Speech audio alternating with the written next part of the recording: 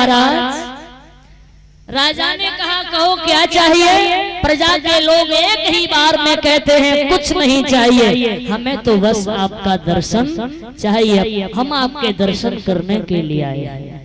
तो राजा ने कहा, राजा ने अपने दर्शन का समय दिया कि मैं कल और इस समय से इस समय तक 3 घंटे का समय दिया और मैं आपको दर्शन दूंगा और जिस किसी को भी दर्शन करना हो वो आकर के मेरे दर्शन कर सकता। 3 घंटे का राजा ने समय दिया। ठीक है, सब प्रजा के लोग चले गए। दूसरा दिन हुआ और राजा को एक बड़ा सुंदर सा आसन लगाया राजा का और उस पर बैठाला गया और राजा के बैठने की व्यवस्था बड़ी दूर थी थोड़ी, और उससे पहले ही राजा ने क्या किया, एक बड़ा बाजार लगवाया, बाजार, और उस बाजार में सारे सामान उसमें मिल रहा है और उसमें लिखा हुआ है कि यहाँ सारी चीज फ्री में मिलती है। राजा बैठा बड़ी दूर और राजा से पहले बाजार लगा है और उस पर लिखा है कि यहाँ जो भी खरीदना हो वो सब यहाँ मुफ्त में मिलता है, सब फ्री मिलेगा, जो भी लेना हो ले जा सकते हैं। प्रजा के लोग आए राजा के दर्शन के लिए। अब राजा के दर्शन से पहले ही बाजार लगा है। अब लोगों ने पढ़ा कि यहाँ सारी चीज फ्री में मिलती है, तो लोगों ने कहा राजा के दर्शन तो कल भी हो जाएंगे और ये बाजार मिलने वाला नहीं है। अब तो प्रजा के लोग सब सामान बाजार से सोना चांदी जो भी बाजार में था गाड़ियों में भर भर के घर ले जाने लगे। पूरा बाजार खाली कर दिया और राजा का जो 3 घंटे का राजा ने समय दिया था वो 3 घंटे का समय उसी माया मोह में रह गया। राजा 3 घंटा बैठा बैठा बेचारा उठ कर के चला आया। कोई एक व्यक्ति राजा के दर्शन करने के लिए नहीं गया।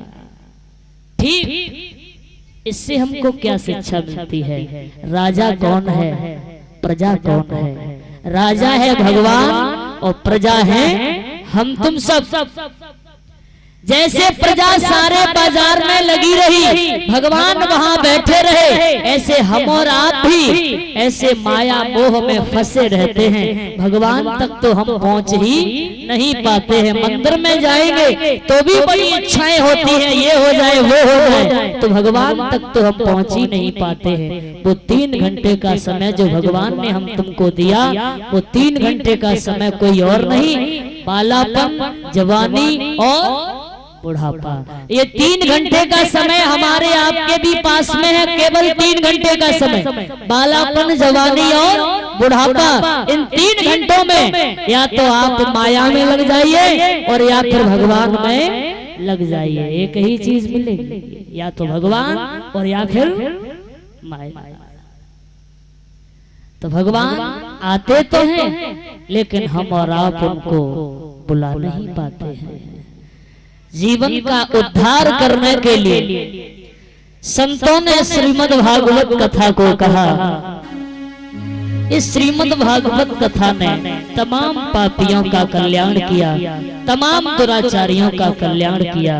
वो ही श्रीमद् भागवत कथा आज हमारे आपके सबके बीच में पावन ज्ञान की गंगा बह रही है। और ऐसी ज्ञानमयी गंगा में गोते लगाने के लिए ऐसा अवसर हर किसी व्यक्ति को प्राप्त नहीं होता है। ऐसा अवसर उन्हीं को मिलता है जो भगवान के बड़े ही प्रिय भक्त हुआ करते हैं।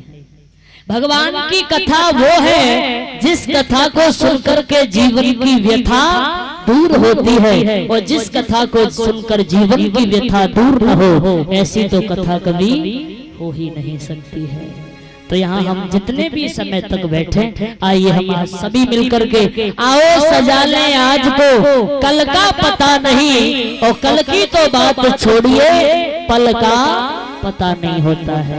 इसीलिए लोग कहते हैं ऐसा काम अरे कल हो जाएगा, ऐसा कल कर रहे, कल नहीं अभी और इसी वक्त करना चाहिए, क्योंकि कल का कोई भरोसा नहीं। काल करे सो आज कर, आज करे सो अब।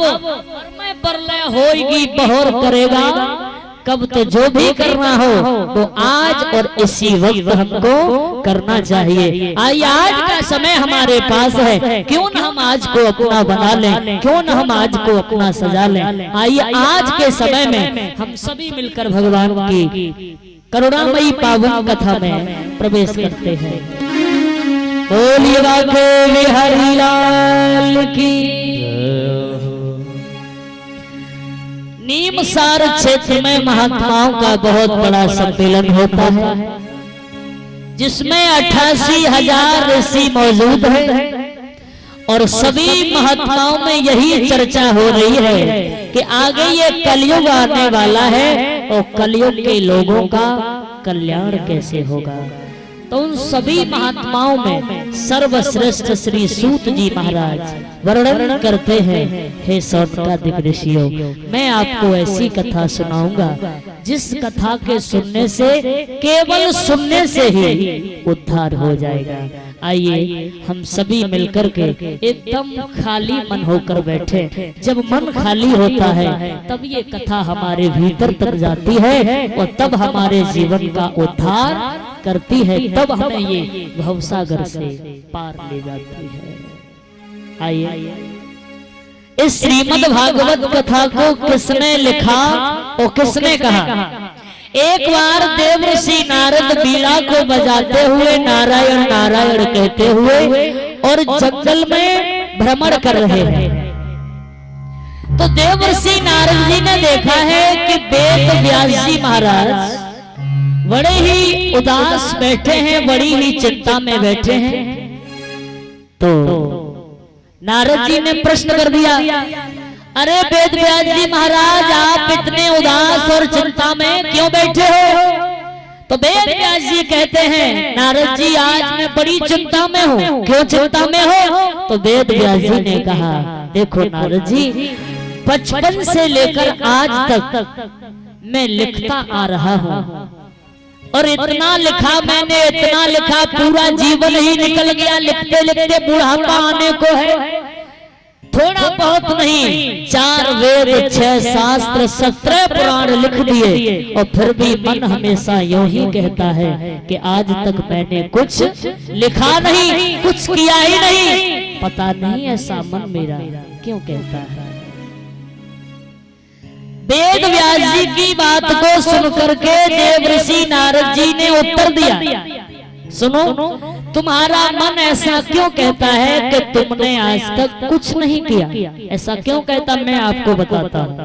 जैसे प्रमाण के लिए घर में सब्जी बनाई जाती है ना, माताएं सब्जी बनाती हैं और सब्जी चाहे कितनी भी अच्छी बना लो, कितनी भी अच्छी बनाओ, चाहे कितना भी तेल भर दो, कितना भी मसाला भर दो, चाहे कुछ भी डालो उसमें, लेकिन जब तक सब्जी में नमक नहीं पड़ता है तब तक सब्जी बिल्कुल बेकार होती है कि नहीं। एक बार के लिए मिर्च न पड़े तो तुम उसे खा सकते हो और नमक नहीं पड़ा तो बिल्कुल चलने वाली नहीं है। देवर्षि नारद जी ने उत्तर दिया, बिना नमक के सब्जी बेकार होती है। ठीक इसी तरह से आपने बहुत कुछ लिखा, लेकिन आज तक आपने भगवान की कथा तो लिखी नहीं, भगवान कृष्ण की कथा तो लिखी नहीं, और इसीलिए आपका मन कहता है कि आपने कुछ नहीं किया। नारद जी की बात को सुनकर के वेद व्यास जी ने अपनी कलम को उठाया। 17 पुराण तो लिख ही चुके थे, 18वां पुराण श्रीमद् भागवत कथा का लिखना प्रारंभ किया वेद व्यास जी महाराज ने।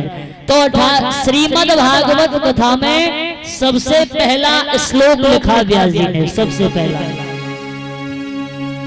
सच्चिदानंद रूपाय विश्वोत्पत्त्यादि